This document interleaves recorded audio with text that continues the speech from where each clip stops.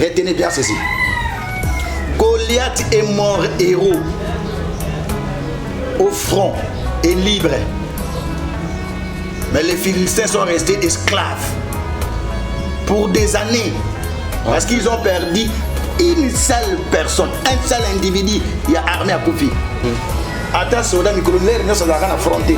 Ils ont attendu que vous n'ayez pas de la vanne, à Pinépé, à Lémonini, à ce que donc ils ont fait beaucoup de prophètes. Les prophètes, ils sont sur le mentalité à ma baie. Pour battre à tout moment, télémi. Nous sommes déjà prophécité. Oui, na propre chef na yemoko nzamba tinda qui était. Donc ils ont ancien alliance. Donc bandaka la pima kamwana ils allaient ba prophète baro banandenge na bango. Mais pasteur, déjà sur une na Deutéronome 18:22 la souka kaningo le biona na souka nango balobi ne le craignez pas prophète. Tu ne peux pas te soumettre. Ça c'est vraiment de n'importe quoi. Et ça raccordement frauduleux. Et dans la fiancée Adam a devoir à se soumettre à la fiancée. Ne le pas fiancé, on balle. Adam a devoir à la fiancée. Donc, les amis qui ont la fiançailles. Dans ce la fiançailles déjà solution, en tout cas. Tina mon côté. Tina mon côté. Faut pas espérer que c'est un. Les amis qui ont la fiançailles. On chante les gars à la carte. Ma balle à mes amis. Ça c'est des expériences maintenant. Désolé. Vous avez un message de lancer que ce fiançailles est déjà au-delà de 5 ans Bakabwana. Bon, en tout cas, moi je ne peux pas dire Bakabwana ou pas. Donc on ne va pas juger, mais je dis que ça dangereux. Entre temps, on lui fait que les Makambo est maintenant, à supposer qu'un prophète a apprécié message mon boyé, apprécié mon lélo, mais accomplissement dans les dans 20 ans, pendant tous ces temps, vous ne trouvez pas que les gens sont un tout petit peu sceptiques? Voilà. C'est quoi cette position à adopter? Avantage à ceux qui ont appelé, ceux qui ont choisi par un Zambé et qui n'ont pas se consacrer, Dieu va l'accompagner toute sa vie. Avantage de la position. Dieu t'accompagne. Tous ceux qui sont choisis par Dieu, Dieu les accompagne partout et en tout moment, dans n'importe quelle circonstance. Mes frères et sœurs, vous qui nous suivez de partout où vous êtes, protégez vos héros.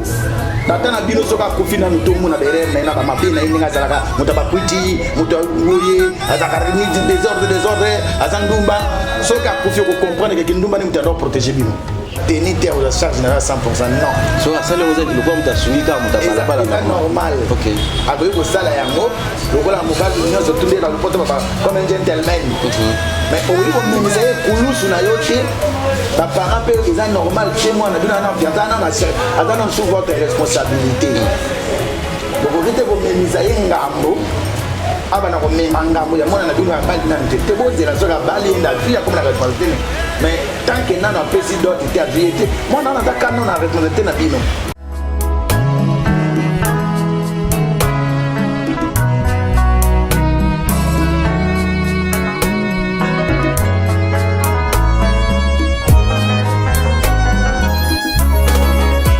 Vous êtes sur Christ, parole de vie, amis téléspectateurs, n'oubliez pas de vous abonner afin de faire du surnaturel votre naturel quotidien. Ensemble, vous savez que dans cette émission, on a cette tendance, si pas l'habitude de recevoir toujours notre invité qui est le prophète Eliel Itongwa Riziki. Aujourd'hui, avec lui, nous répondons à la question quel comportement adopter face à la coutume. Pasteur, bonjour. Bonjour. Voilà, aux yeux les lots, dans cette émission, pour que tout le monde comprendre ce que c'est la coutume et puis comment nous tenir face à la coutume. Et surtout, tout le monde c'est éclairage, puisque les lots, nous tous sommes dans la manière, nous avons mundi, nous avons muluba, nous avons bon, tout le monde aussi colonie, nous avons mouyesu. Est-ce que c'est un comportement normal ou encore responsable? Merci. Merci beaucoup pour la question. Bon, salut mes frères et sœurs. Et ça, ignorance. Et ça, ignorance. Au bateau basé là en Ango. Je me souviens, il n'y a pas longtemps, dans tout le temps, de Komoko, il y a une colonie. Ça n'existe pas, l'école de ça n'existe pas. L'école de ça n'existe pas. Même hier, Jésus a été juif. Et il a dit ça clairement, le salut vient des Juifs. Jean chapitre 4. avec la femme samaritaine, elle dit clairement que le salut vient des Juifs. Parce qu'il y a des Juifs. Vous voyez? Donc, ils ont un comportement mauvais, mais moi personnellement, je accorde à bande comme il y a des circonstances atténuantes parce que je me dis qu'ils allaient lier l'enseignement au bazou. Et mingi baba dans le passage, je vais me passage à Galates, en Christ, il n'y a ni grec ni juif. Mais babo ça n'a qu'un texte wana. Et le baba il n'y a ni homme ni femme. Donc on est toujours en mobilité pour en Christ. Il faut en mobilité pour en Christ. Ba sœur peut ba cité pour en Christ. Pourquoi on est frère, pourquoi on est sœur? S'il n'y a ni homme ni femme. Moment na kosa la mariage religieux moi si na mbali baba et puis moi si na pas balinga noté ils interdit la Bible. Alors on ne sait plus savoir c'est quoi au juste. Les aventure, les ignorance, c'est lié à l'enseignement mabé. Oyo ba mingi ba teyaka bato que coutume eza mabé. Au moins est-ce et outil. OK. Alors bato ba comme ko régner coutume na bango, ba régner bokoko na bango, ba bosani ke na Bible o to tangaka eza bokoko ya bato na kati pezali. C'est la Bible ya mwana soko yebi ko tanga yango ko comprendre que makambo c'est na Bible tali bisoté. Oh. Et tali bisoté. Parole de Dieu mais tali bisoté. Attention. Nous sur la Bible les la parole de Dieu. C'est la parole de Nani. Désolé. Bon moi c'est wa lobby qui a la perte de sang. Akena ko simba nini à Jésus. Et ça histoire vraie tout est faux. Ce qui est vrai en quoi c'est la parole de Dieu. Mais pasteur, c'est vrai qu'aujourd'hui c'est pas un débat autour de la Bible, hein, mais je crois quand même que dans la même Bible, si je ne me trompe pas, dans le Nouveau Testament, on voit bien que toute écriture est inspirée. De là où on est inspiré, c'est Dieu qui inspire. Merci beaucoup, frère Brice. N'est-ce qu'un problème pésalite? Toute écriture est inspirée. Toute écriture est écrite dans la Bible, parce que la Bible elle-même ne reconnaît pas la Bible. Et c'est vers les années 68 après Jésus-Christ que ce livre-là a été écrit. 1 Timothée chapitre 6. Okay. Toute écriture est inspirée de Dieu. Mais l'écriture dont Paul parle, ce n'était pas la Bible, parce que Paul ne connaît pas la Bible. C'était quoi, la loi mosaïque? Il y en avait plusieurs écritures. N'oubliez pas que à l'époque où Paul, Azali, Pierre, Baza, Jacques, Baza, Jésus, Baza, la Bible n'existait pas encore. Il y a plusieurs écrits. Et notamment, il y a la Torah. Nakati ya Torah, biso to benga Ancien Testament lelo. Eza kaka te na maloba ya Nzambe nakati, eza na ba juste et coutume juive. O ba juif biti lelo pe ba respectaka. Voilà, le message est vraiment passé, mais pasteur, dites-nous quand même, hein, au monde que ici et là, puisque au monde a tribu a tellement ébélé, chaque tribu a coutume na bango, pratique na bango, un enfant de Dieu. En fait, est censé adopter comportement ni face à la coutume. On respecte ou on bafoue? Bon, ça c'est vraiment une question pertinente. Et ça peut un débat théologique et c'est créé à la milieu chrétienne.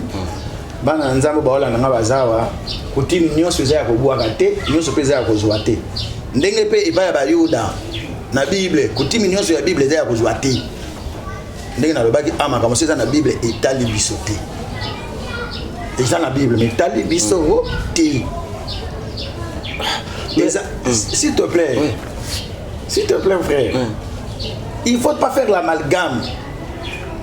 Ce sont les fanatiques religieux qui ont l'habitude de dire aux gens que tout ce qui est dans la Bible nous concerne. Il y a des choses de la Bible qui ne nous concernent pas. Et je pèse mes mots.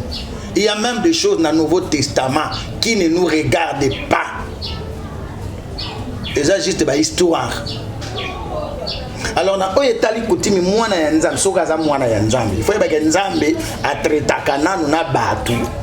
Na motuté na batu et batu wana esika nyonso bavandi nzamba za na bango tika na profiter na émission oyo. Merci beaucoup pour un sujet qui toko o ndeko Brice ya webisa bande ko nyonso bazona na biso sika ezali avant Bible et ya na Afrique bakoko na biso bayebaka nzambe et le vrai Dieu nzambe en pongo tolendo. Il était connu de nos ancêtres, c'est pas la Bible qui nous a appris Dieu. OK. C'est comme ça qu'on a rejeté toutes nos traditions, disant que c'est diabolique, de copier ni aux occidentaux, de confondre message à Christ, notre traduction de coutume occidentale. Parce que ce sont les Blancs qui nous ont amené cela. Alors, dès le moment où les monsieur Salah n'a pas tant de temps, monsieur a BDK à Boundia, que l'église des Noirs, qui font aussi de l'amalgame, un mélange à tout. On a un discours colonial. Un vrai discours bénin à la Bible, parce que bateau utiliser la Bible, ça pose un problème. Mais pour nous on a mon cousin de bonanga, ce mon Christ souvent azo ya nanga, ce qui réellement dans mon ensemble, respecter coutume na bino. Talani les amala muté, ne okoki ko changer to boki ko solo la c'est ngoto ko sala la té. Oyebi Bible le bini to sa tata na mama pour mena mukili. Bible le. Kasi biso ba koko na biso ba laksa biso na Bible té. Et la tradition na biso na bokoko na biso bakolo ba to sakabango. C'est pourquoi moni biso mukolo ba benga yaya. Biso to benga mukolo na kombote, pourquoi ba benga yaya? Il y a Jean, il y a ma gloire, il y a Kingani. Bino bo copier nyo surtout ya Bible, na ya bango, kotimi na bango. Yaya na bino ko benga na kombo Jean. Moi ça na benga ça manque de respect. Chez nous en Afrique ça manque de respect. Chez nous en Afrique ça manque de respect. Omoni, tu connais de reprise. Mondela côté tradition n'est pas na biso. Et biso biso que polygamie za lisumu. Bien sûr. Et biso nos autés en ouais polygamie za lisumu. Mais yé wana comment biso biso que homosexualité ça bien. Alors on sait plus comprendre. Et azur était en sur la Bible était. Te calate comme tu nous as noté déjà dans Vatican je t'informe que bado travailler déjà Bible et Sika. Moi je t'informe. Le pape François a dit que la Bible que nous utilisons là est obsolète. Il faut remplacer cela dans la réalité actuelle. Ndenge pe ba mingi ti lelo ba yebi te que Bible auto za ba koma on a 325 après Jésus-Christ. Donc Jésus a salé lara ya msusu. Les appels Bible était.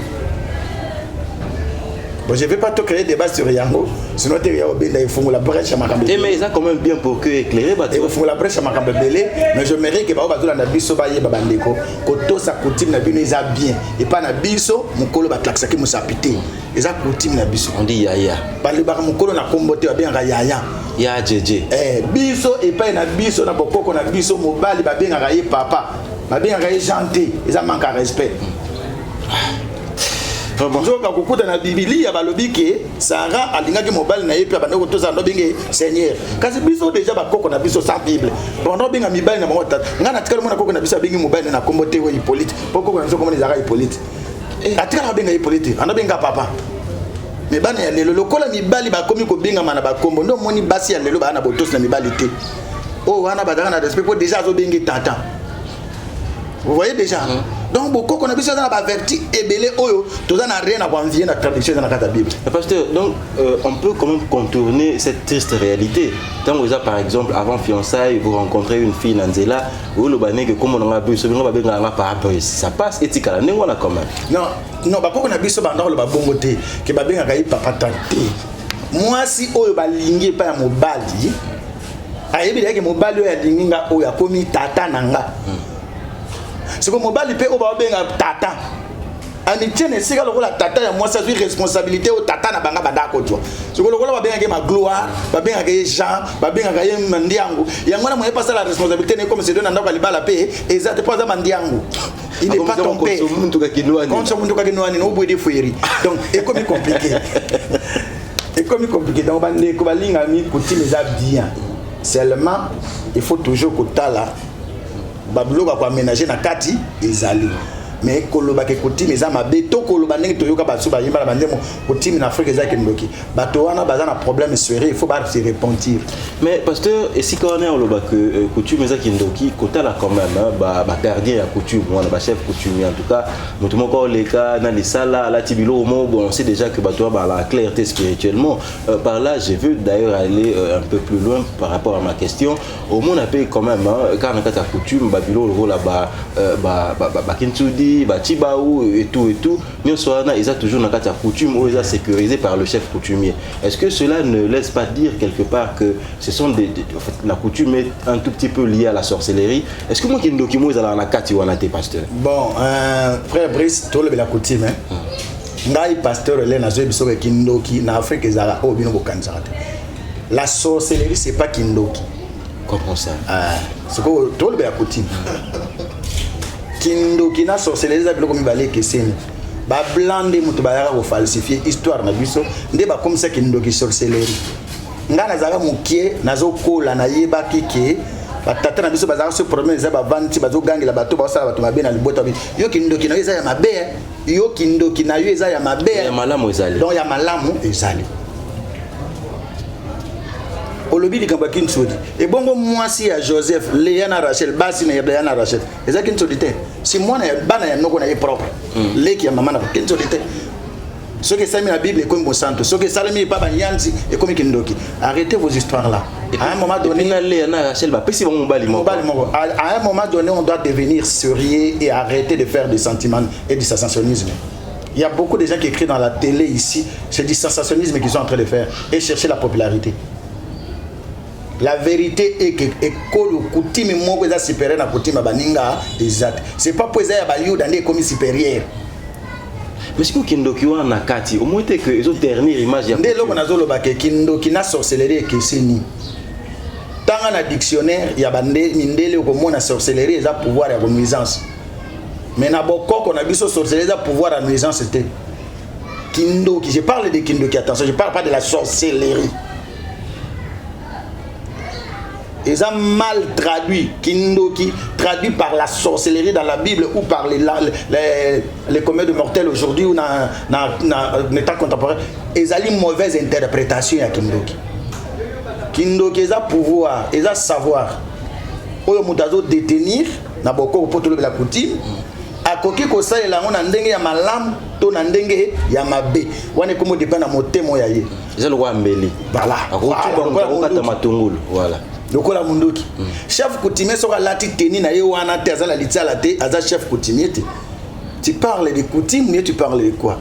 Parce que pas na bango reine Elisabeth timona lelo la taka couronne ya ba reine wana c'est normal ya biso soka simi kitala te za kindoki arrêtez c'est de l'amalgame wana za enseignement colonial qui a fait que l'homme noir a mon oignon sur ya mabe ou ya mondele ya blanc ndeza malam parce que mondele pété c'est le blanc il faut pas que le mondele parce que mondele za français mal prononcé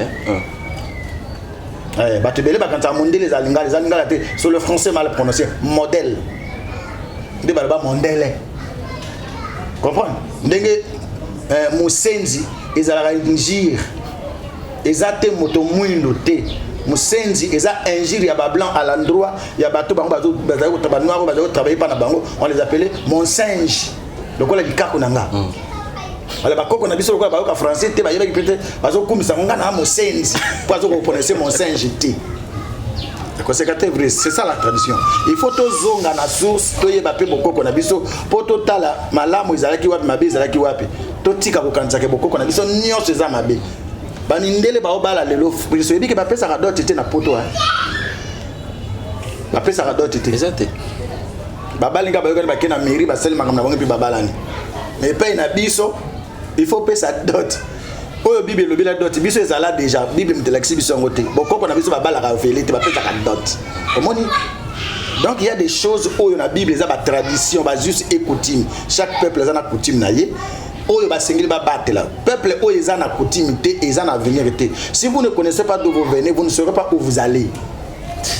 Voilà, pasteur Eliel, permettez-moi quand même de vous appeler comme ça le défenseur de la coutume, hein, puisque vous avez défendre tellement bien, mais la Bisso quand même, puis ça va garder fou de façon que tu vas nous protéger.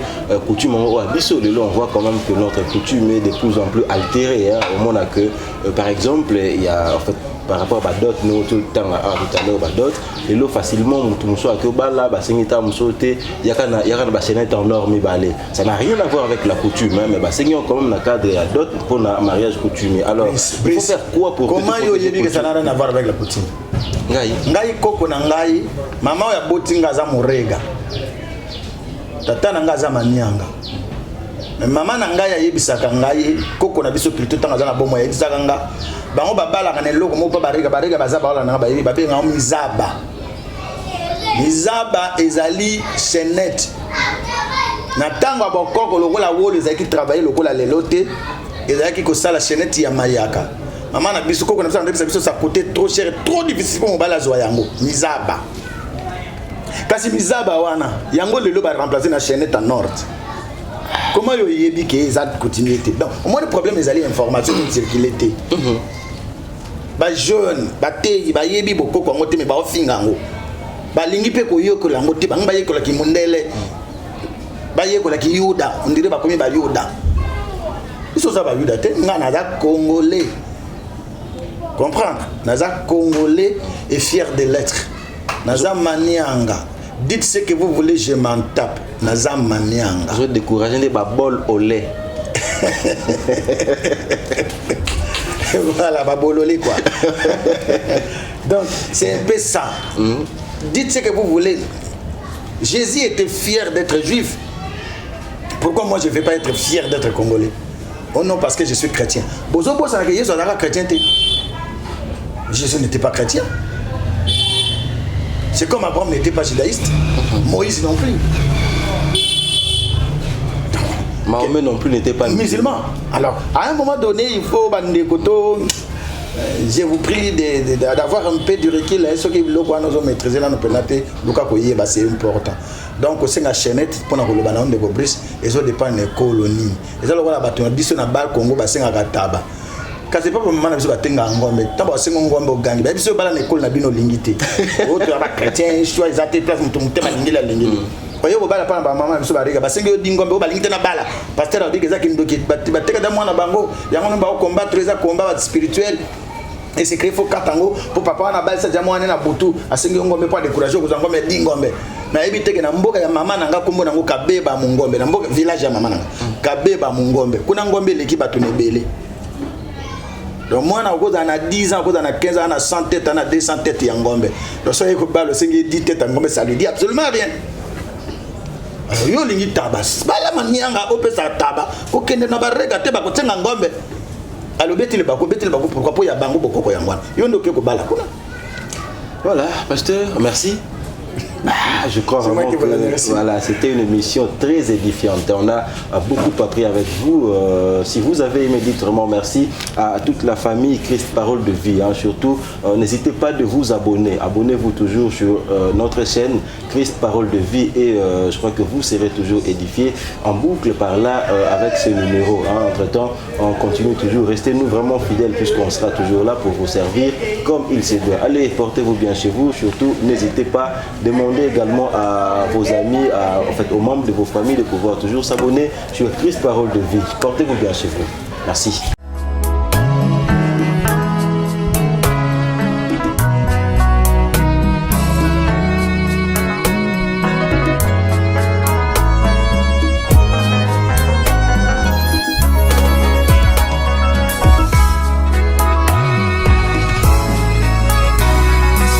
natali makambo salelaka ngai ye nazangaka maloba koloba na yo kolo nanga